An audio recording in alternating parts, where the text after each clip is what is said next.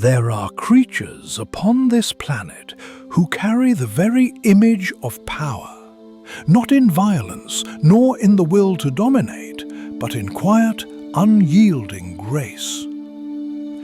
To look upon them is to witness the raw poetry of strength, the kind that does not need to boast, because the earth itself moves when they breathe. Beneath the burning sun of the African plains, a shadow rises from the horizon, vast, steady, ancient. The elephant. It walks not as a beast of flesh and bone, but as a memory incarnate. Its steps press softly into the dust, yet every stride seems to echo through centuries. Muscles ripple beneath thick, wrinkled skin, skin carved by time, by the wind, by the stories of countless migrations. And in the sway of its tusks, in the calm rhythm of its movement, lies the patience of the world itself. There is no rush in the elephant's life, no need to prove. When it moves, it carries mountains.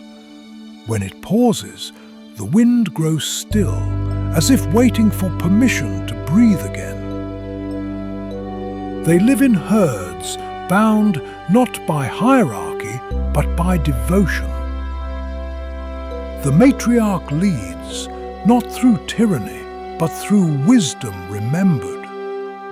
The map of rivers, the scent of hidden springs, the whispers of the ancestors that linger in her bones.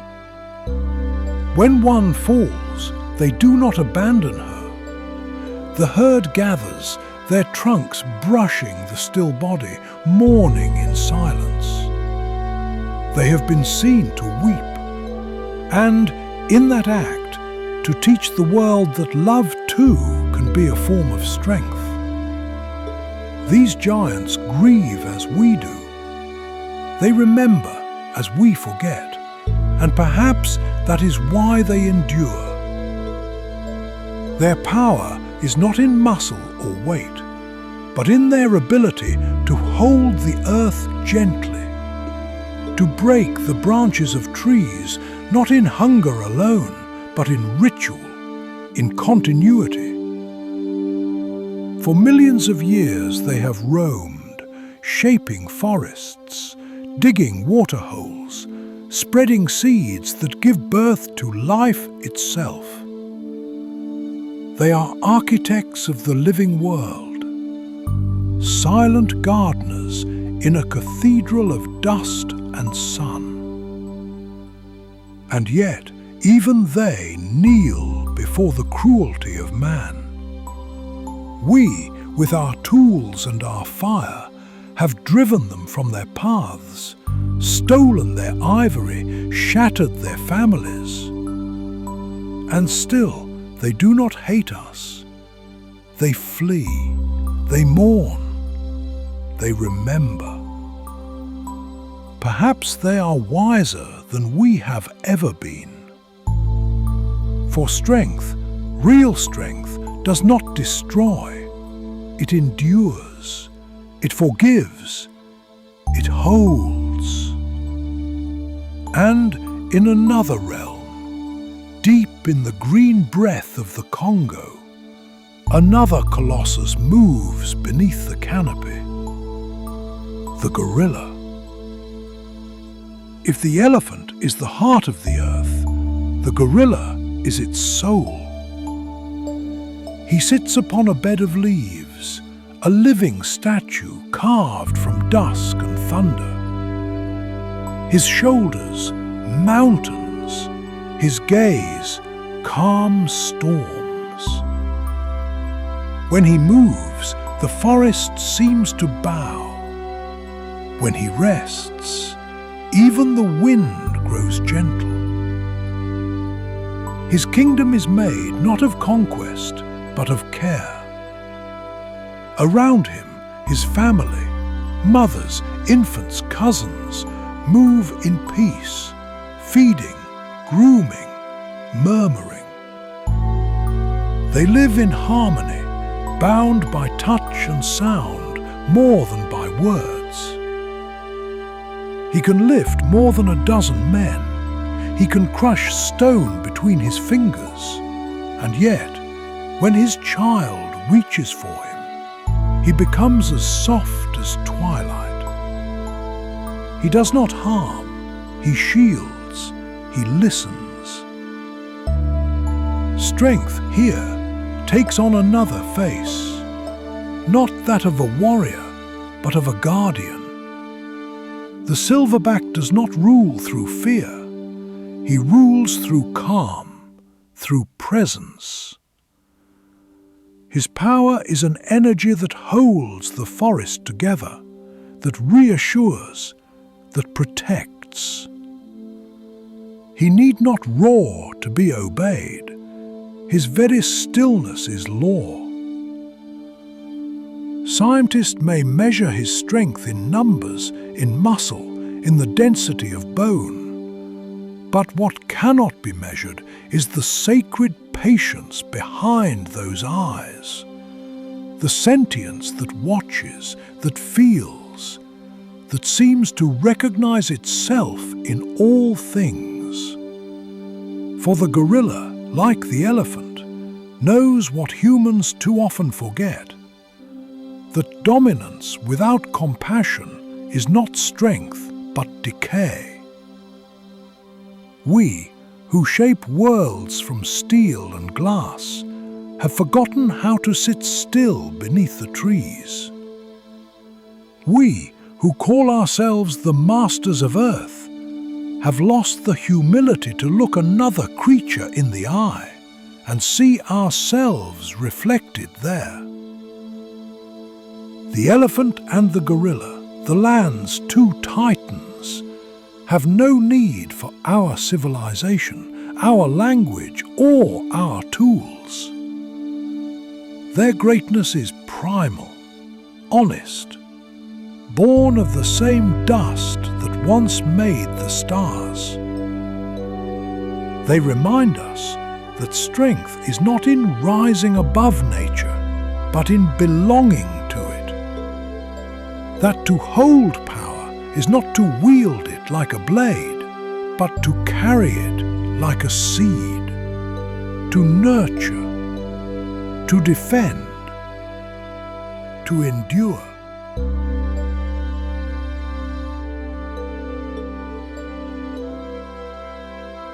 Speed. The universe itself was born from it, an explosion of light expanding faster than thought, scattering stars across the dark canvas of eternity. And even now, billions of years later, that cosmic rhythm continues, in the pulse of a hummingbird's wings, in the rush of blood beneath our skin, in the desperate flight of prey, and the relentless pursuit of predator. To move swiftly is to live fiercely. And upon this earth, two creatures have turned that truth into art. Far across the golden plains of Africa, beneath the trembling heat of the midday sun, lies a shadow waiting to burst into flame, the cheetah. She crouches low among the tall grass, every muscle drawn tight, like a bowstring held at its breaking point. The air is thick with tension. Time slows. The world narrows to the rhythmic beat of her heart. Her golden coat, dusted with black spots, flickers with light and shadow. Nature's camouflage, ancient and perfect. Her eyes fix on the gazelle ahead, delicate and alert, unaware of the storm about to strike. Then, in an instant, the world erupts. The cheetah explodes forward, claws digging into the earth, tail slicing the air like a rudder, body bending and snapping with impossible precision. In mere seconds, she's a blur. 70 miles per hour of raw beauty and fire. Every stride covers the length of a room, Every breath is a gamble with death. Her lungs scream, her heart hammers, her body burns, yet she does not falter, because speed is her language. It is the heartbeat of her ancestors, the rhythm of survival written in her blood. Scientists speak of her acceleration, from stillness to motion faster than a sports car, her spine stretching and coiling like a living spring. They talk of aerodynamics, of oxygen efficiency, of the perfect design of tendon and muscle. But what they cannot measure is the poetry of it, the silent harmony between predator and planet, where each blade of grass bends to her passing, and the wind itself seems to chase her shadow. The chase lasts less than half a minute. For speed, as magnificent as it is, comes with a price. Her heart can only endure so long, her body overheats. And so, when the hunt ends, whether in triumph or exhaustion, she collapses upon the ground, panting beneath the indifferent sun. The cheetah reminds us that even the swiftest are bound by the limits of their creation, that every burst of greatness demands the breath of sacrifice. And yet she runs again, because the cheetah is not simply a hunter, she is a hymn to life's urgency, a symbol of how brief and beautiful the moment can be when all of existence narrows to a single heartbeat and motion itself becomes meaning. But speed is not only of the land. Beneath the surface of the world's oceans, another creature wears it like a crown, the sailfish. Sleek, gleaming, wrapped in shades of cobalt and silver, it moves through the blue like a blade through silk. Its long, slender body, shaped by 1,000,000 years of evolution, is poetry made of muscle and light. The sailfish does not swim, it dances. Every flick of its tail sends a ripple of energy through the sea, every turn a shimmer of elegance and intent. It can reach speeds over 70 miles per hour, faster than any other fish known to man. When it hunts, it moves as if the ocean itself bends to its will. Schools of sardines scatter like sparks before a storm. Sunlight fractures into prisms along its sail, spreading out in a fan of iridescent blue. There's no rage in its pursuit, no cruelty, only precision, only purpose. Predator and prey locked in a sacred dance older than time itself. And in those moments, the ocean becomes a mirror, reflecting the same truth the cheetah teaches on land, that speed is both a gift and a burden. It grants power, but it demands everything in return. It is not endless nor forgiving. It is the art of seizing the moment before it vanishes forever. We humans, with our machines and our pride, can outpace both these beings with the turn of a key. But what we lack, what they hold, is the purity of it. They do not run for glory. They do not swim for fame. They move because movement is life itself. Because in that fleeting surge, in that perfect alignment of body and world, they touch the divine. Speed, when seen through their eyes, is not conquest. It is communion. It is the meeting of instinct and element, flesh and flame, fin and current. It is the heartbeat of creation, whispering through muscle and sinew, saying, "Be here. Be now. Move." And perhaps that is why, even as we master motion with engines and inventions, the cheetah and the sailfish still humble us. for they remind us that perfection was never ours to create. It was already written into the bones of the earth. They are living metaphors for the beauty of fleeting things, a reminder that not everything meant to be great was meant to last long.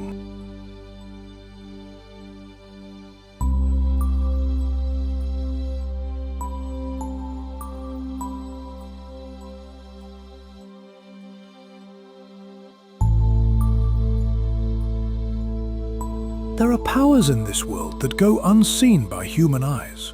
For though we build our telescopes to touch the stars and our microscopes to peer into the dust of atoms, there are senses, ancient, untamed and pure, that belong not to us, but to the wild.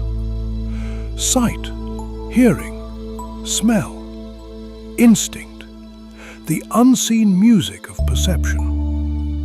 To the eagle and the wolf, these are not gifts, they are existence itself.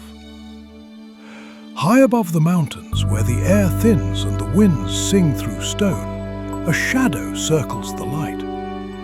Its wings stretch wide, 7 feet of silence cutting through the sky. An eagle, sovereign of the air.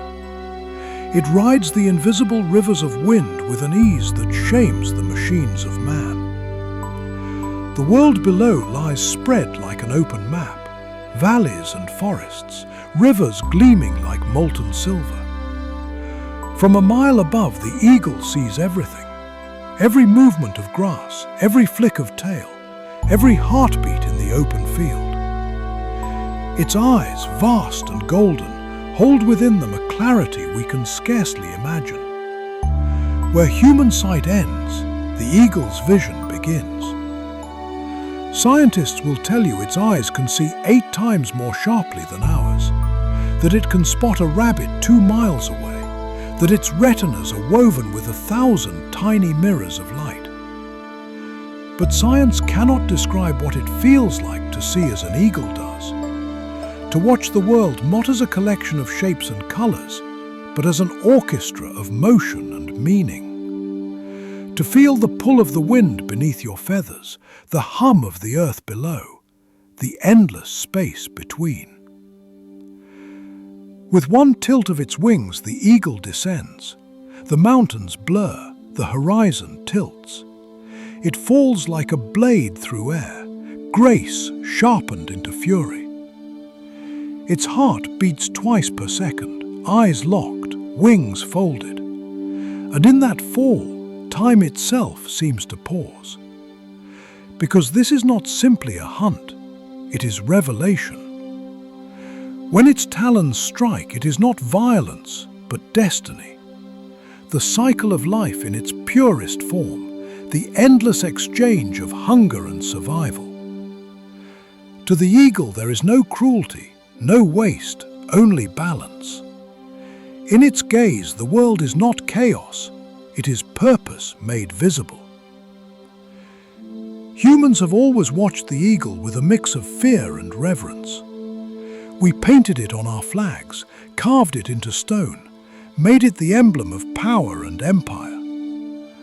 But the eagle itself seeks no throne, no banner, no pride. Its kingdom is the wind.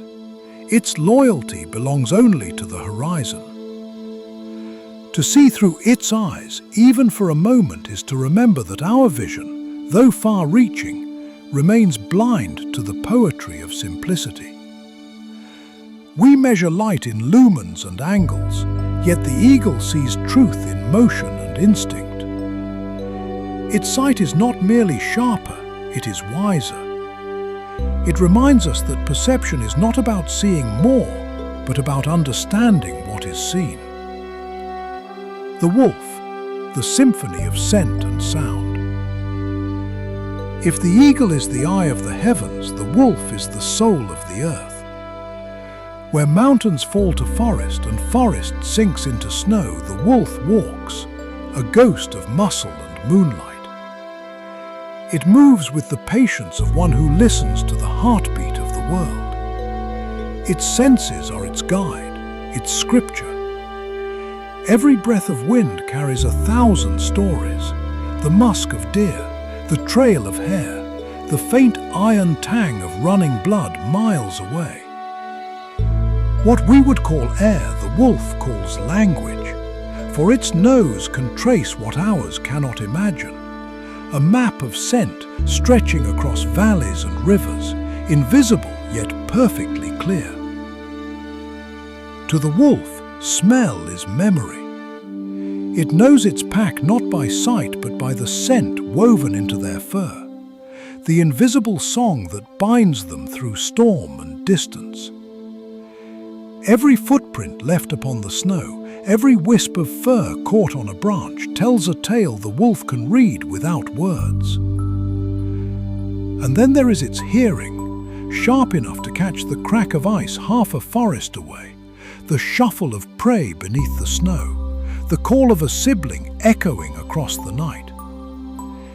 Its ears turn like instruments of divination, tuning themselves to the frequency of survival.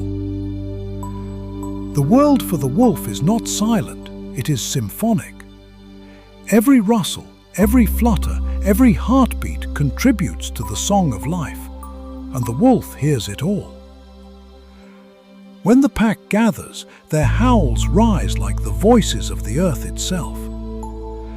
One begins, deep and resonant, then another joins, and another, until the night vibrates with something beyond sound, a resonance that pierces the stars. To the untrained ear it is haunting, to the wolf it is communion. It is love, loyalty, belonging. It is the declaration that they are not alone. Their chorus rolls through the forest, echoes against mountains, crosses frozen rivers, and fades into eternity. And somewhere perhaps a human hears it and feels a stirring they cannot name. Because that sound, ancient, wild, and unbroken, is carved into the oldest part of our memory. It reminds us that once, long ago, we too were creatures of scent and instinct. The wolf is not the savage we painted in our myths. It is the keeper of balance, the guardian of the forest's pulse.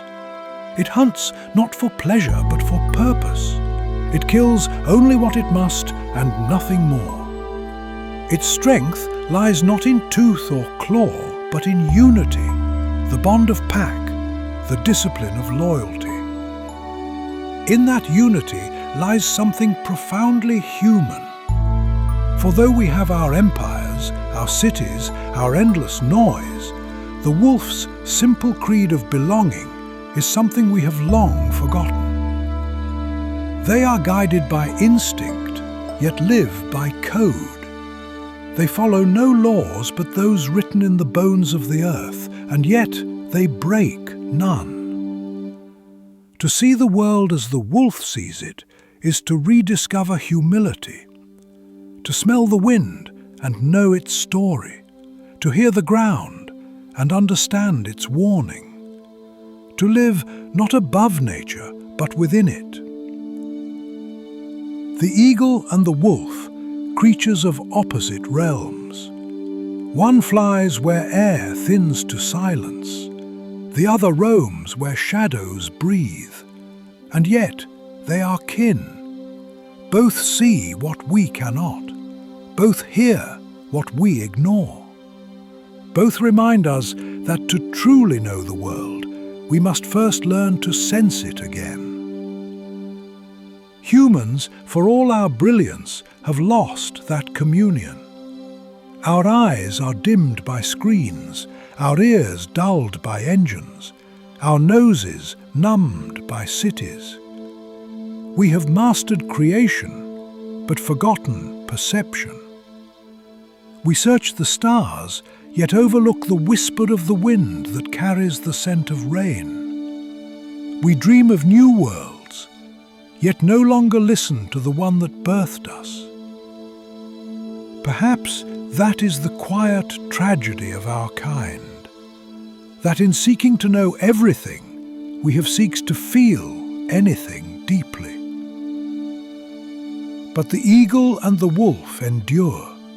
They see, they hear, they know, and through them the earth still speaks. The message is clear and eternal. Humility is not found in blindness, but in the willingness to look again, to smell the air and remember the rain, to hear the forest and remember the silence, to open our senses, not to control the world, but to belong to it once more. There are creatures that carry the weight of the world in their silence. They are not born to conquer nor to destroy, yet everything in creation bows when they pass. They are symbols, not merely of power, but of presence. They are majesty made flesh, the living metaphors of creation's grandeur. Among them rise two thrones, one beneath the sun, where the grass burns gold and the air trembles with the heat of life, the other beneath the sea, where light dissolves into twilight and the pulse of the world beats slow and deep. Between these realms rule the lion and the blue whale, the twin monarchs of land and sea. The blue whale, the heart beneath the waves. In the boundless expanse of the ocean, where the horizon folds upon itself and the sky meets its reflection, there moves a shadow so vast it defies imagination. A creature older than empires, larger than myth, a cathedral of living flesh gliding through the depths. The blue whale. It is the largest animal ever to exist upon this earth. Its tongue weighs as much as an elephant. Its heart, the size of a small car, beats once every 10 seconds, sending life surging through veins thicker than pipes, through a body longer than the wingspan of a jet. And yet, despite this immensity, it moves with grace beyond comprehension, each slow, deliberate motion stirring the water like a god breathing in sleep. There is no arrogance in its size, no violence in its reign. It does not roar or thrash or demand the sea's attention. It simply is, and in its being, the ocean kneels. The whale's song drifts across miles of water, a haunting melody older than human memory. It begins low, like thunder born in the heart of the abyss, then rises and falls in mournful waves. No words, no rhythm, just pure emotion made sound. Scientists will call it communication, a call to a distant mate or a navigational code. But those who have listened closely swear it is something more, a lament, a hymn, a remembering. For the ocean is not silent, it dreams, and the blue whale is the voice of that dream. When it surfaces, it breaks the mirror of the sea with an exhale like the sigh of the planet itself. A column of vapor ascends toward the heavens, fleeting, silver and holy. The sunlight catches upon it, and for a moment it is as if the sea itself offers incense to the sky. We stand upon our ships and gaze upon it in awe. Yet what we see is only the fraction of its truth. The greater part remains below, hidden, unreachable, sacred. A world within a world, moving through darkness older than light. The whale does not know its own magnificence. It lives not by ambition, but by rhythm. Its life is not measured in triumphs, but in migrations, in journeys that stretch across oceans, following unseen currents known only to its kind. If the lion is the symbol of dominion, the whale is the symbol of humility within greatness. It reminds us that true majesty does not shout, it whispers, and the world listens. Its strength is quiet, its glory is peace, Its soul, if souls indeed exist, is wide as the horizon and deep as time. And when one dies, when a creature so vast and ancient falls into the deep, the ocean itself mourns. The carcass drifts slowly downward, spiraling into the black, and for decades it will feed entire ecosystems. Even in death it gives. Even in stillness it sustains. The blue whale's body becomes a cathedral of life, a monument to the cycle that began before our species ever dreamed of words. To behold the whale is to glimpse eternity wearing the mask of flesh. To remember that the world is vast beyond comprehension, and that our dominion is only a whisper on the wind. Where the whale commands the depths, the lion rules the light. Its kingdom is the savanna, a sea of grass that burns gold beneath the sun. Here, life trembles in heat and heartbeat, in the cry of antelope and the hum of distant flies. And from the tall grass rises the shape of Majesty incarnate. The lion does not hurry. It walks as if the earth itself parts for its passage. Every muscle beneath its golden fur speaks of effortless authority, power without cruelty, control without question. The air around it vibrates with the unspoken truth: this is the king. Its mane, a halo of sunlight and dust, flares in the wind. Its eyes, amber, unreadable, hold both serenity and judgment. When the lion gazes, the savanna stills. The birds hush. The gazelles freeze. Even the wind bends to listen. But what is a king without his pride? The lion's strength lies not merely in his roar, but in his family. The lionesses who hunt, the cubs who play in his shadow, the elders who remember the paths through the grasslands. Their hierarchy is not tyranny but harmony, woven through years of instinct and code. Each knows its place, and each moves with purpose. When night descends, and the stars bloom across the velvet sky, the lion's roar tears through the darkness like a call to the gods. It echoes for miles, shaking the bones of the earth. It is not merely sound, it is identity. A proclamation that this land, this life, this moment belongs to him and his kind. And yet, for all its might, the lion is mortal. It bleeds, it hungers, it suffers. Its reign, like all reigns, is temporary, a chapter in the endless story of the wild. When the sun sets upon its last breath, the savanna does not mourn forever. Another will rise. Another will walk the path of golden grass and dust. For even kings are but brief reflections in the eternal mirror of life.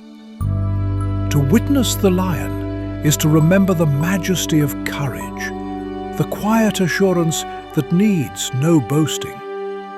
Humans crown themselves masters of the earth, yet the lion never sought such titles. Its kingdom is balance. Its power lies in dignity, and its glory is the reminder that dominion without wisdom is only vanity. The whale and the lion, two monarchs, two empires. One moves through the stillness of the sea, the other through the fire of the sun. One breathes deep in blue silence, the other roars beneath the stars.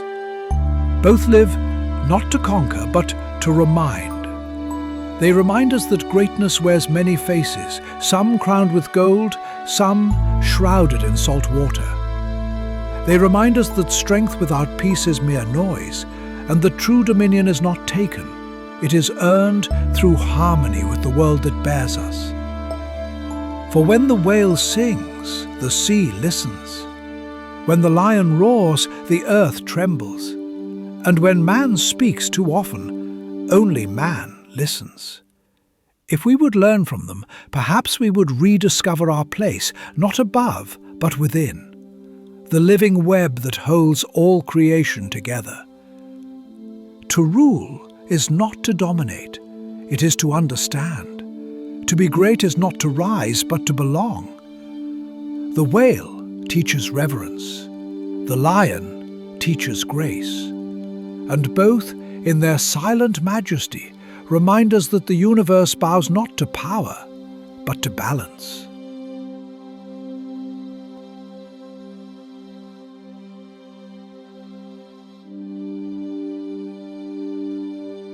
There comes a moment after the storm of creation has quieted, when the earth inhales and something new awakens. At first it is small, a flicker of thought among the beasts, a pulse of awareness behind fragile eyes. It does not have claws like the lion, nor wings like the eagle, nor the strength of the whale or the grace of the deer. It cannot run like the cheetah or smell the rain before it falls like the wolf.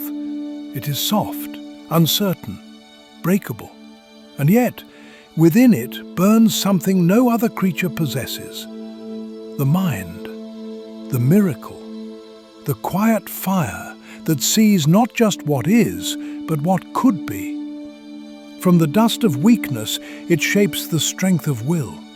From limitation, it creates infinity, and from fear, it gives birth to dreams. At first, humanity's light was dim. A few sparks in the wilderness, tribes huddled beneath stars they did not yet understand. The night was long, and the beasts ruled it. But in that darkness, the mind began to see. It saw patterns in the constellations. It saw faces in the moon. It saw meaning where there was once only hunger. And it began to name the world. To name is to claim, to remember, to love. The lion knows his land, but man called it home. The whale moves through the deep, but man drew its shape in the sand. The eagle soars, but man followed it, not with wings, but with wonder. Thus began the reign of the human mind, not of muscle or claw, but of thought. A power unseen, but greater than the ocean, sharper than the fang, swifter than the hawk's descent. The mind built fire from stone. It learned to carve light from lightning, shelter from storm, melody from wind. It whispered to itself, and called that whisper language. It dreamed, and called that dream future. And when it gazed upon the horizon, it was not enough to stand upon the earth. It longed to understand the stars. Yet, this same light that illuminates can also burn. The gift of thought is a double-edged flame. For in its brilliance, humanity learned not only how to build, but how to destroy. The hands that shaped cathedrals also forged cannons. The minds that dreamed of peace also plotted conquest. The same intellect that studied the stars dropped fire upon cities. And so the question rises, whispered by time itself. What is the worth of genius if it forgets humility? The whale does not envy, the lion does not hate, but man the dreamer learned both. He became capable of love so great it could lift mountains, and cruelty so deep it could swallow oceans. The beasts live by balance. Man lives by desire. And the earth, once a cradle, became a mirror of his contradictions. Beautiful and broken, sacred and scarred. Still, even amidst ruin, something within humanity endures. That small, stubborn light that refuses to go out. It is the artist's brush tracing color from void. It is the scientist's gaze piercing through atoms and galaxies alike. It is the poet's voice rising in the dark, declaring that life still matters, that we are more than dust and hunger. The mind remembers. The mind dreams. And in dreaming, it creates worlds. From the fire of intellect has come flight, music, medicine, art, and the digital whisper that now binds our voices across oceans. It is the same force that built temples to gods and rockets to the moon. It is the bridge between the physical and the infinite. No whale ever carved its song into stone. No lion painted its shadow upon a cave wall. But man, fragile, fallible man, did. He wrote his name upon the silence, and through that act became immortal. Look again, traveller. See the contrast of creation. The whale that rules the deep, the lion that rules the land, and man, a creature who rules only through the reach of his thought. He cannot breathe underwater. He cannot fly. He cannot see in the dark or run with the wind. And yet, he has touched the moon. He has built eyes that gaze beyond galaxies. He has turned noise into symphony, chaos into code, and time itself into memory. What then is his true gift? Not strength, not speed, not sight, but the ability to imagine, to dream what has never been, to reach where no hand should reach, and find wonder there. The universe gave birth to many forms of power, the tooth, the claw, the tide, the flame. But the rarest was thought, the silent lightning that can destroy or save, depending on who wields it. And yet, even in his triumph, man must kneel. For all his cities and songs, all his machines and dreams, he remains a child of earth. No greater, no lesser, just one voice among billions in the great choir of life. The lion reminds him of dignity, the whale of peace, the eagle of vision, the wolf of loyalty, the elephant of memory. Each creature carries a fragment of what man once was, and what he must never forget to be. When he looks into their eyes, he sees himself, the echo of origins, the reflection of humility. For the animals are not beneath him, they are beside him, each one a mirror of the divine that shaped them both. And so the message lingers, like a breath across time. The beasts of the earth are not our inferiors. They are our reminders. They teach us that the true crown of creation is not worn on the head, but carried in the heart.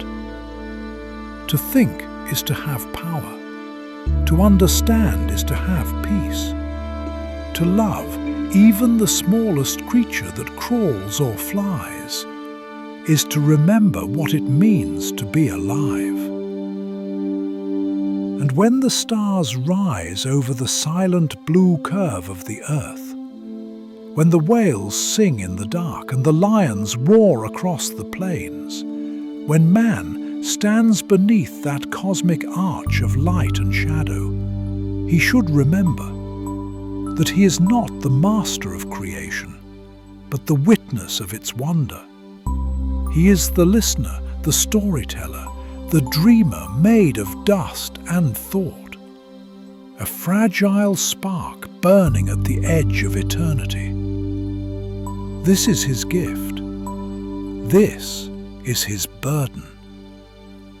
This is the mind, the miracle, and through it, the universe knows itself. There is a silence that follows wonder, a stillness that comes when the story ends, not because there is nothing left to say, but because the soul has heard enough to remember. Look now at this pale blue world, suspended in the dark sea of infinity. A single spark in a cathedral of stars, spinning quietly, like a secret kept by the cosmos. We call her Earth, but to the universe she is a whisper, small, delicate, fleeting. And yet, within her fragile skin of oceans and clouds, the miracle of life has taken root. See how she glows, veiled in blue and white, while Mars lies barren beside her, while Jupiter, vast and regal, stirs with storms the size of continents. Compared to them, Earth is nothing but a speck of dust, a heartbeat in an ocean of time. And yet she is the only one who sings, the only one who dreams, the only one whose mountains breathe, whose oceans pulse, whose forests speak in the language of wind and rain. She is humble in size, but infinite in meaning. From her soil rise the beasts and the trees and the children of thought. From her depths come the whales and the serpents of the sea. From her breath the winds that cradle the eagle's wings. And upon her skin humanity, the dreaming animal, builds his kingdoms of glass and steel, his poems, his prayers, his wars, his wonders. And still, through it all, she turns, silent, patient, unbroken. Sometimes the universe reminds her of her place. It sends comets to graze her skies, storms to test her seas, quakes to shake her bones. It shows her the vastness of space, planets large enough to swallow her whole, stars that burn with the light of 1 billion suns, black holes that devour light itself. And in that immensity, Earth bows, not in fear, but in awe. For she knows that to be small is not to be insignificant. Even the smallest flame can hold back the dark. Even the faintest song can echo forever. So she remains, humble among giants, but luminous beyond measure. Her animals remind her of what she is made of: grace, strength, instinct, patience. Her oceans remind her of depth, her skies of freedom, her forests of memory. And we, her wandering children, are the voice she gave to the stars. Through us, she learns to speak her own name. Through us, the cosmos hears itself think. We are her question, her longing, her dream of awareness cast into flesh and bone. And so the message remains, timeless, tender, true. Be humble, for the lion does not boast his strength, the whale does not flaunt his grace, the eagle does not praise his wings. They simply are, and that is enough. Let us too simply be, not as conquerors, but as caretakers, not as masters, but as witnesses. For we are not above the earth, we are of her. Every breath we take was once a mountain's sigh, every drop of blood a river's echo, every thought a spark from the stars that birthed us. And when the night falls, and the last ember of sunset fades beyond the horizon. May we look up at the Milky Way, our home among the stars, and remember what it means to belong. For to belong is to serve, to love, to protect, to marvel. We are stardust with memory, earthlight with vision, fragile beings entrusted with eternity. So let us walk gently, speak softly, and live knowing this truth, that though we are small, we are part of something vast, something holy, something forever. This is Earth, the humble jewel of the cosmos, the cradle of life, the dream of the stars made real. And we are her voice, her memory, her proof that even the smallest world can hold infinite beauty. So listen before the silence returns. Listen closely, and you will hear her heartbeat, soft and steady, beneath the roar of the universe. It says, I am here. I am alive. I am enough.